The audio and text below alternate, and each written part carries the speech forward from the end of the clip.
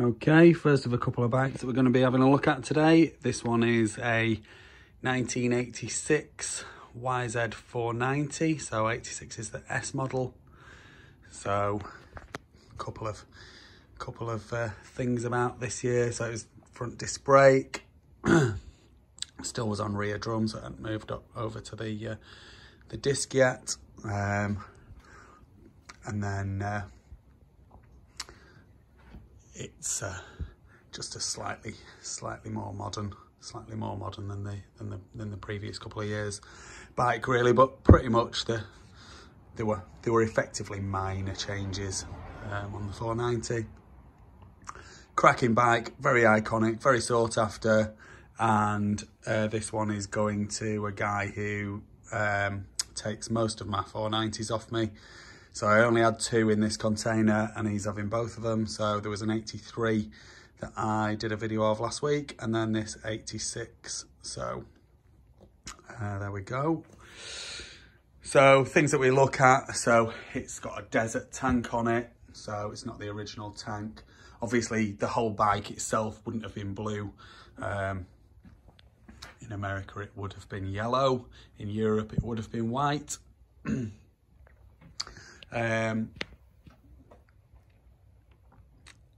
It looks to be in generally good condition. It's obviously recently had some work done, so it's recently had a powder coated frame.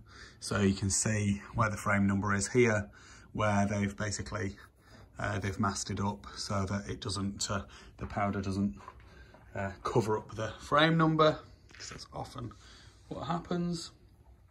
Things like the pipe look to be in generally good condition. Couple of dings and dents, but nothing major. The crankcases look to be in good condition.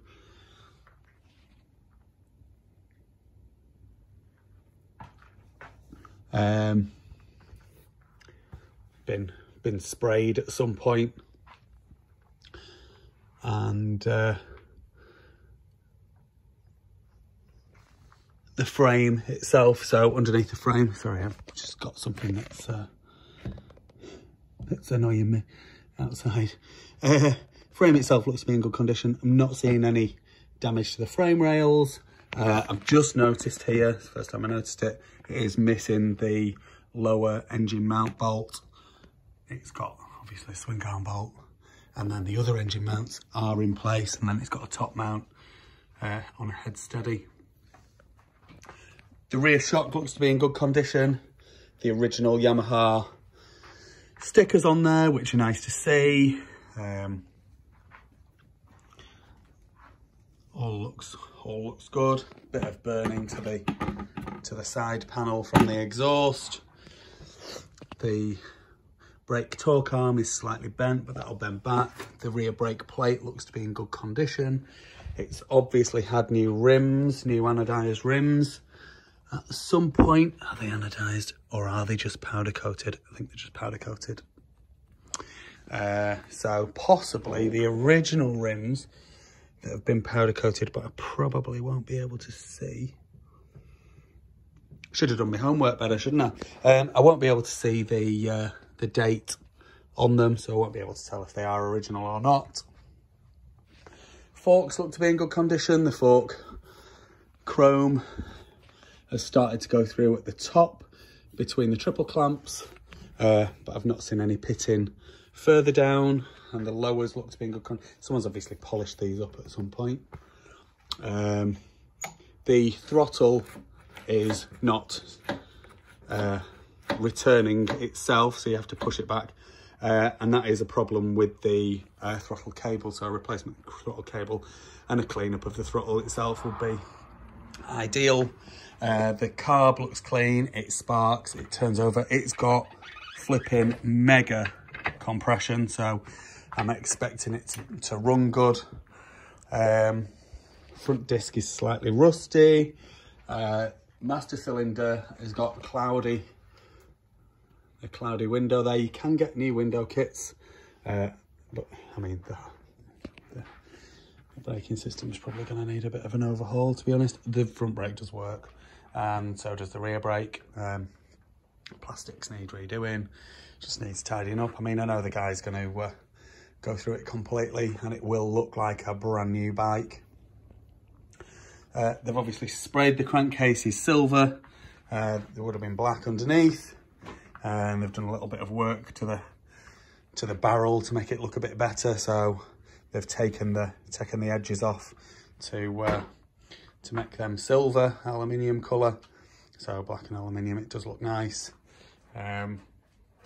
Aftermarket gear change. No dings to the rims that I've seen. So again, this one's powder coated. From just pushing it in, I thought it was flipping anodised. There you go, should have paid more attention. Naughty boy. They did something a bit funny here. So they've obviously not got the correct idle adjuster in there. The idle adjuster does work, but it was attached to here. So I've just undone that when checking the bottom of the carb. I've just undone that because we might want to just adjust the idle when we get it going. But you're going to want to sort that out, to be fair. But it's generally in good nick, I would say. Generally a decent, solid restoration candidate. So I'd say it's had bits of work done to it, but I mean, things like this, I mean, that looks as though it's not done a huge amount. The frame rails look as though they've not done a huge amount. It's probably just had someone messing about with it, trying to make it look more modern. I don't know why they do that, but they do. Anyway, let's get the gearbox check done, and then let's get her fired up. So gearbox check, so she's in neutral, down into first, up into second, third, fourth, and fifth, 5-speed box. There's definitely no requirement for a 6th gear on a YZ490. Down into fourth, third, second, and first, back up into neutral. Right, I'll go and put my dog away, and we'll try and get her fired up for you. Okay, so I have just had her fired up.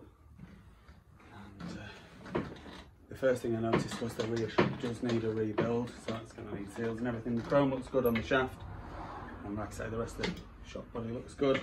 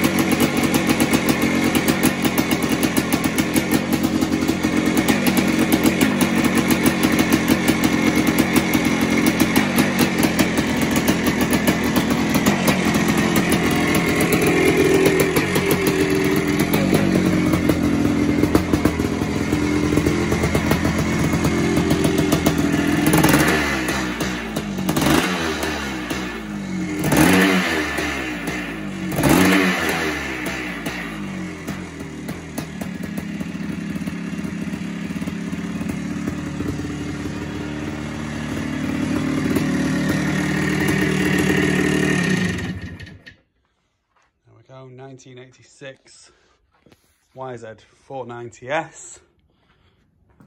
Motor does sound really, really good. So I'm sure you'll be very happy with her, mate. Please like this video and subscribe to my YouTube channel. Just search Phoenix Motos.